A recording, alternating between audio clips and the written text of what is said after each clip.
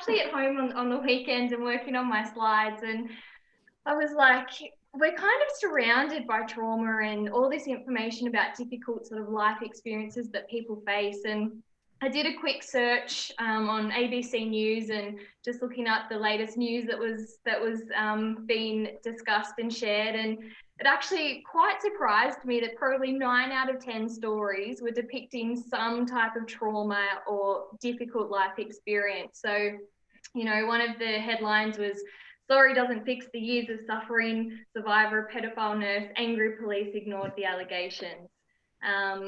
We had, Abdi fled to Australia with a bullet in his leg. After years of detention, his heart gave out. Geelong police officer spared conviction for assaulting man in custody. I'm God, Melbourne guru accused of sexually abusing female followers over more than a decade. What else do we have? The PM urged to investigate rape claims. The list went on. This woman killed as her car was hit by a train at a level crossing in Brisbane. And I suppose we know that the news and the media already depicts these really kind of negative experiences. And as humans, we actually are better at focusing on the negative, and we have this negative bias as well. So it wasn't surprising, but I guess it really just hit home to me that trauma is everywhere. We're, surrounded by it, and it's even more important that we understand it and know how to work with people presenting or who have experienced trauma. All right, so trauma. So I wanted to start off with some statistics, because we know, and the research varies a little bit, but at the moment where we're sitting is that we know that between 57 and 75% of Australians will experience a potentially traumatic event at some point in their lives. So I was pretty surprised when I started doing a bit more research and to try and find the latest data and stats around this, that, that's at least 2 in 4, 3 in 4 people will potentially experience a traumatic event in their lives. So we know that it affects a wide range of people. And the other interesting data that I found as well in some international studies was around 62 to 68% of young people will have been exposed to at least one traumatic event by the age of 17. Yep. So that's pretty big, right? By the age of 17, 62 to 68% of young people exposed to one traumatic event. So we know that people are being exposed to these events, earlier in life as well. So something to be really mindful of. And once again, I think drives that point home to me that, it's really important we understand trauma. So what is trauma? How do we define trauma? So it's a state of high arousal in which severe threat or the perception of severe threat overwhelms the capacity to cope. So what does that mean? So a state of high arousal, which is just another word for high anxiety. So that state of feeling really anxious and overwhelmed when there's some type of severe threat or even a perception of a severe threat. And it really starts to slow us down and overwhelm us in terms of how to cope and manage in that situation. Now, the important thing is that people experience trauma differently. All right, so there's a wide range of responses that we can have to trauma, and how one person might respond to a traumatic event could be completely different to how another person experiences a traumatic event. All right, and certain experiences are going to be traumatic for one person, but not necessarily for another person. Okay, so the important thing here is that it's up to the person, that individual, to define whether it's been a traumatic event or not. So we can't make our judgment and say, oh, that's a traumatic event, unless the person identifies that it's been a traumatic event. So, I assessed a young boy this morning, and he was talking about his sort of bullying history and talking about some pretty horrible experiences that he's had at school. Now, for an adult, I've got some different ways of coping, and, bringing my own kind of bias to that situation probably wouldn't be necessarily traumatic to me the way that he's been treated. But of course, considering his age and, his prior life experiences, for that teenage boy, it's been completely traumatic, and his response to it has been, to feel quite overwhelmed and stop going to school and not eating properly and, hiding in his house and all sorts of things. Here is that we don't want to bring our own judgment to that. I also was working with another mother recently who is going through some pretty serious grief and bereavement after losing a 8-year-old daughter after she had a pretty serious asthma attack. And this mum, really horrible situation, but this mum, experiencing debilitating anxiety once again. She can't parent her other children, can barely leave the house, just really intense grief around this situation, which is completely understandable. But then seeing the sister of this girl and this mum's daughter, who's 15, she's having a completely different response to it and not necessarily identifying it as overly traumatic or having any sort of long-term consequences from it. So once again, just to highlight that, people experience trauma very differently. And we need to ask that question around, what was that situation, that experience like for you, and to get more of a sense of whether it was a traumatic event or not. Now, I want to give you a bit of exposure to how many types of trauma and difficult life experiences that people might actually be exposed to. So in your resource booklet, I've given you this list with the definitions, but it was a lot of writing, so I didn't want to bombard or overwhelm people. But the list is pretty extensive of what could potentially be a traumatic event for people. So we have, serious accidental injury. So that might be, being in a car crash, chopping a finger off, something like that. Illness, medical trauma. So, I've worked with kids who have spent a lot of time, in hospitals for different medical reasons, and that's been a traumatic event, all the tests and assessments and, the uncertainty around that. Community violence. I've worked with, teenagers who, especially in that Southwest Sydney in public mental health, who saw their cousin get, I think it was with a machete or something like that. So a lot of that community violence, shootings, things like that. Domestic violence we know about, so that kind of in the home violence, either between parents or siblings or parents and children. School violence or emergencies could potentially be traumatic. Physical assaults, being assaulted in the street by somebody, different disasters, bushfires, floods, things like that. Sexual abuse, physical abuse in the home, neglect, a big one that we see, especially with children, adolescents, so not having those kind of basic necessary needs met of food, shelter, water, love, nurturing. Emotional abuse, having someone close to them constantly put them down, call them names. An impaired caregiver, so maybe a mother or a father who's been, impaired, not able to meet those caring needs because they've been under the influence of drugs or alcohol, or maybe, their depression has stopped them from getting out of bed. Kidnapping, abduction, terrorism, bereavement, like we were talking about before with grief and the loss of a loved one and the circumstances around that. Separation, worked with a lot of kids in sort of foster care or out of home care, and that can be a really big traumatic event, especially when, community services rock up on the door and, remove that child from that unsafe situation. That's extremely traumatic for kids being separated from parents, even if, they get treated really poorly in that home environment. Any trauma around that kind of war and political environments, being forced to leave, worked with refugees and that sort of population, that can be really traumatic.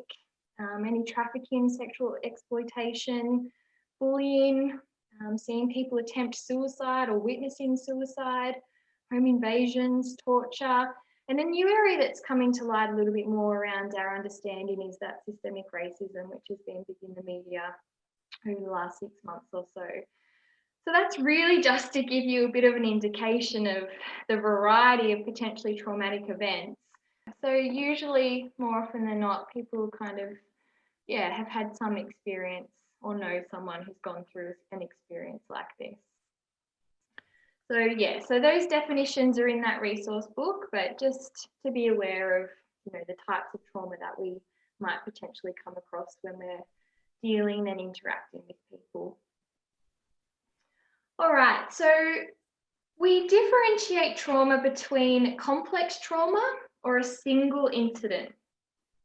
All right, so a single incident is just that one-off traumatic event. So it might have been a bushfire or a car accident. But complex trauma, on the other hand, we look at that as exposure to multiple traumas. So the majority of my clients would have complex trauma. It's not just a one-off incident. They've been exposed to multiple traumas. Complex trauma is interpersonal. So it usually occurs between people. All right, so your sexual abuse and your physical abuse and those types of traumatic events, they're interpersonal. So there's between people. In complex trauma, it involves feeling or being trapped. So that kind of feeling that I can't change the situation, there's nothing I can do about it, I'm stuck, I'm trapped. Complex trauma, it's usually planned, it's usually extreme, and it's usually repeated. Okay, so we don't normally see, sexual assault just as a one-off, like we can, but, typically it's this kind of repeated event as well. And it's usually more severe, persistent, and cumulative. So it builds up over time and those impacts get worse and worse. So complex trauma versus single incident trauma. So like I said, the majority of my clients would be falling into that complex trauma bracket. And the other thing with complex trauma that we often see is it's transgenerational. So for parents, they might have experienced their own traumatic event, and then it's likely, in terms of the clients I see, that then the children are also experiencing some sort of trauma or difficult life experiences. So it crosses generations as well, that complex trauma. The impact. So single incident, so if it's just a one-off event, more commonly associated with post-traumatic stress disorder, all right, a certain cluster of symptoms with PTSD. But complex trauma is probably the more worrying of the two. So there's a whole lot more sort of challenges that come with complex trauma, particularly around self-esteem and identity. So how a person feels about themselves, their sense of self, how they think about themselves, their emotion regulation. So we typically see individuals presenting with this more kind of up and down emotional sort of range and difficulty remaining more of a baseline and regulating how they're feeling. The big emotion we see with complex trauma is definitely shame, and I see this in my kids all the time. So that emotion of shame, that I'm not good enough, that I'm worthless, I'm unlovable, really associated with complex trauma. A lot of difficulty is trusting as well. So a lot of kind of conflictual relationships, and their idea of the world has changed, that the world is an unsafe place and who can I trust? I can't trust anybody because they're going to hurt me. We see that a lot as well. And complex trauma usually associated with more problematic coping methods. So our alcohol use, problematic gambling, sex addictions, things like that. So more associated with complex trauma. Wanted to introduce you guys to a case study. So this is also in your workbooks if you need to refer back to it for the next activity. But this is a client of mine, so the names have obviously been changed. So this is a real story, and we're going to do an activity and discuss this case study in a moment. So I'll go through it with you guys.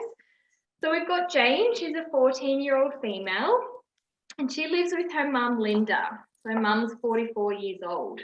Now, Linda's mum, her own mum, actually died when Linda was 16 years old. Okay, so mum was pretty young when her own mum died. And mum also has her own child sexual assault history. Okay, so that was a perpetrator in the family, like an uncle. So she herself has that child sexual assault history. Now, Jane, back to our teenager. So her dad is Robert. And she also has an older brother, Joshua, who's 18, and Joshua lives with their father. Now, Linda and Robert, they separated when Jane was about 10 years old, and they separated because it was a very violent relationship between her parents. Okay, so Linda and Robert, there's a lot of fighting, a lot of physical abuse, but a lot of psychological and emotional abuse. So a lot of DV over many years, and that was the main reason for them separating. Now, mum tried to flee with the kids multiple times. For about 2 years, this pattern of mum coming and going with the kids, going between refuges and then going back home, going to another refuge, the father finding them, and then feeling that guilt and returning to the home environment. So it was quite chaotic and unstable for 2 years. Finally, mum, with supportive services and things like that, she secured some public housing, and she finally made that sort of definite cut and moved out. And Jane went to live with mum, but her brother Joshua stayed with dad. So they were separated at that point, and the brother still lives with dad to this point as well. Now, the next couple of years were pretty chaotic as well. Jane, the 14-year-old, she refused to go to school, so she probably didn't leave the house for a good solid year, but then still, stopped going to school and accessing education for about 2 years.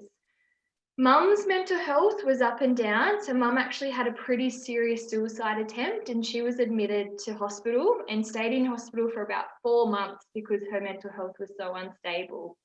And Jane didn't want to go and stay with dad during that time, obviously, and had to stay with family friends for about 4 months and just visit mum periodically as she was in hospital. Now, Jane later disclosed throughout this period as well that she was actually sexually assaulted by dad's employee. So dad owned a truck driving business, and one of his drivers, who Jane had a lot to do with over the years, actually sexually assaulted her. Now, when that whole disclosure came out, dad was really dismissive. So dad was like, "That's not true, don't believe you, you're a liar, can't believe you would say that," and was completely dismissive of it, despite all services doing investigations and police and things like that, despite the assault and the abuse being substantiated. So there was evidence to say that, yes, it did occur. Now, mum and the daughter, mum and Jane, who are my clients, they continue to experience multiple problems, both physical and mental health problems. Mum, constantly at the GP, in and out of hospital. Mum has panic attacks, weight-related issues with obesity, lots of things. Finally got the daughter back to school, which has been really positive. However, Jane has ongoing, severe anxiety, a lot of shame around, her sense of self and who she is. Also presents as quite oppositional and quite argumentative. So, she's seen as a bit of a difficult child, and also has a lot of weight-related issues as well, and gastro problems and all sorts of things. So a lot of stuff going on for this family. So for our first activity, we're going to break up, and what I will ask you guys to do is have a look at that case study, and I want you to try and identify what are the types of traumatic events that Jane and Linda have experienced. For example, there might be grief in there and obviously sexual assault, but try and pick out all those events that they've experienced, and then have a bit of a discussion around, would it be considered single incident or would it be considered complex trauma, and why?